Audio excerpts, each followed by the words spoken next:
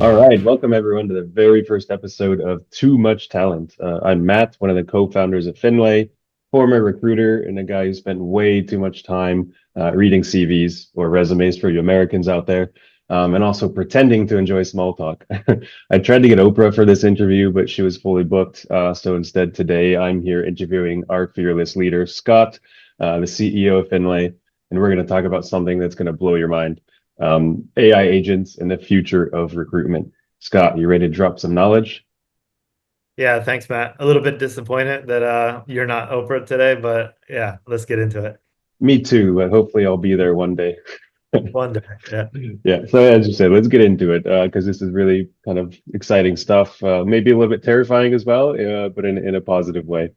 Um, So yeah, here's the thing. I keep telling people that at Finlay we're building AI agents for recruitment, and I get two reactions usually. One is a blank stare because they don't really know what I'm talking about, or two, they ask, "Is that like a robot doing hiring for you?"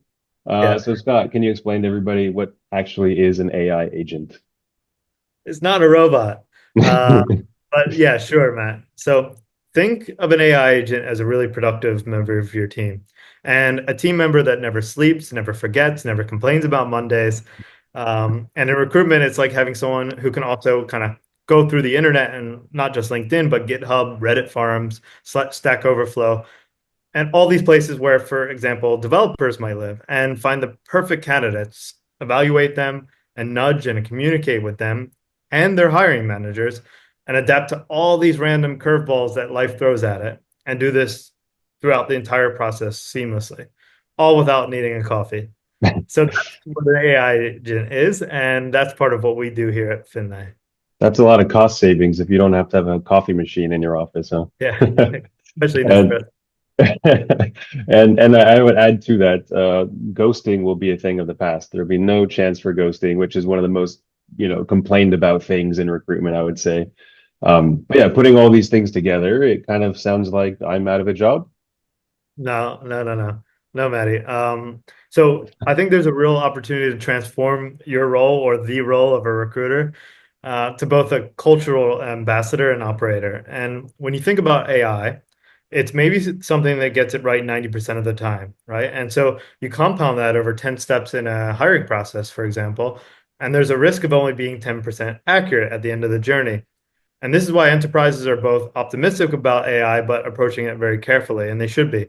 So when you think about AI in recruitment, transforming the role of the recruiter is the opportunity. And now you can have operators take on the role of monitoring a fleet of roles and candidates and focus on sharpening their skills in, being a cultural ambassador for the company and these really high touch relationships. Mhm. All right. Sounds pretty cool. But yeah, let's get real for a second, right? Like, why should anybody care about this? What is the big deal? Is it just about, improving efficiency in the recruitment process, or is there more to it? Yeah, I think companies waste an insane amount of time and money on the wrong candidates or clunky processes. And think about it, when you build software that supports a human process, you get things like Asana, or Salesforce, or a recruitment and applicant tracking system like Greenhouse.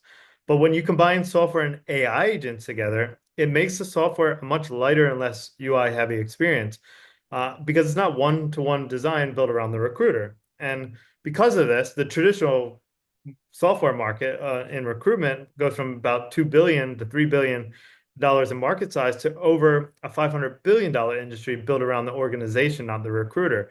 And this is all the SaaS and software fees and salaries of internal and external recruiters. So AI is kind of bending the rules of engagement, which means even tiny improvements can have a massive win for our industry. Yeah, definitely. And also firsthand, I've seen some of the challenges and fluctuations of companies moving from, really high volume hiring, 30, 50 hires a month, paying super high external recruitment fees, to then, closing it down and having only internal recruiters. Then there's a hiring freeze and layoffs, and recruiters are the first to go, right? But with Finlay, you can have a much smaller, more stable, more powerful internal recruitment or operating team in your organization. Yeah. Um, yeah, but to be honest, I think people also just kind of dislike recruiters and recruitment and hiring, right? Like, for example, when I go to a pub and I tell somebody I'm a recruiter, they kind of just go, and they turn and start talking to the next person, probably because they had a bad experience with the recruiter at some point. So if we can make them dislike it less, that's a win in itself. Yeah, exactly. We're not just fixing recruitment, we're making it something that people don't dread, like you said, and that's both sides. And recruiters would actually love not having to do maintenance. I don't want to speak for you, but just like salespeople in a CRM, uh, they want to spend more time talking about why this company is so great to work for. Yeah, 100%. If I didn't have to go through the ATS every day, many times a day, moving people through the pipeline, writing notes, setting up interviews, I could have a lot more fun in my job. So yeah, a little bit of a shameless plug time here, right? What do you say? What would you say makes Finlay so special, actually? I think it's you in that t-shirt. No. Have you ever seen the movie Moneyball with Brad Pitt? Yeah, everyone has, right? The 94% on Rotten Tomatoes. It's a great one. Yeah, highly recommend all of our viewers out there to watch Moneyball. But in Moneyball, the Oakland A's were one of the first Major League Baseball teams to effectively use sports analytics. And they didn't just go hire the most expensive and decorated players like the Yankees did or do, no offense. But similarly to pedigree engineers at Google, they built a team around how they could be the most effective and win, sometimes on a budget. And for example, at Finlay, we have an engineer on our team that in previous career was a police officer, also ran a team and a fleet at a warehouse. Shout out Uh, to Martin. yeah, Martin. And before changing careers into becoming a developer. And there's signals that this person might be successful. And a lot of the reason that we write these people off when switching careers is one, the human mind can't comprehend the logic as quickly, a past career in a different field. And two, it comes down to a little bit of bias on what their title, location, background is. Yeah, definitely. And for example, if hiring an enterprise salesperson, if they don't have that experience, I usually have not been able to give them a shot. If somebody from, the CIA applied for a sales role, I would have to reject them. That's a true story, actually. I did have somebody that was 13 years, I think, in the CIA, and they applied for a sales role at my previous company. And I was very tempted to have this conversation just for fun, but I didn't want to waste anybody's time. They're probably amazing salespeople, or at least great listeners. And Uh, yeah, I would have been the interviewee in that one probably. yeah. No, that's a good point. And exactly. So sometimes it's warranted to have these frameworks, but when you're trying to beat the competition, it's a bit rigid and not representative of what you're missing out on. So in short, what makes Finlay special is in this first phase of our startup journey, we're kind of acting like an AI powered agency, but way cheaper, faster, and smarter. There's no software to learn. You tell us what you need, and we find you the best candidates in the world and handle the entire process.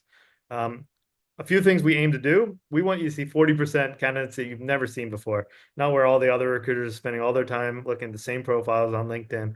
And we also want you to see the first 5 candidates and have them go deep into the process, second, third interview. And lastly, we care about quality of fit. So we want to see people that stay in the role for a long time. Mm. Yeah, I think that second point about the first five candidates going deep into the process is huge because that calibration time between a recruiter and a hiring manager can usually take a couple weeks. To Yeah, align on the correct profile, you do a dozen interviews and not one of them is actually right. And after the 12th one, you figure out, oh, this is what we need. So yeah, that's the huge value add there. that makes sense. All right, Scotty, last question before we go. What is the big picture here? What is your dream for Finlay and AI agents in recruitment? Yeah, thanks, Matt. And our dream is quite simple. Every person in the world has an opportunity to find the role in life they're best suited for, whether it's a farmer, pilot, coach, developer, and every company builds teams that thrive. And AI agents are just a tool to make that happen. The real magic is really connecting people with the opportunities that they didn't even know existed. Nice. I love that actually. Well, Nice. all right, everyone. That's a wrap. Thanks for tuning in. And if you're tired of slow, expensive recruitment, hit us up at Finlay, give us a follow, and get in touch. Thanks a lot, Scott. Thanks, man. Thanks all.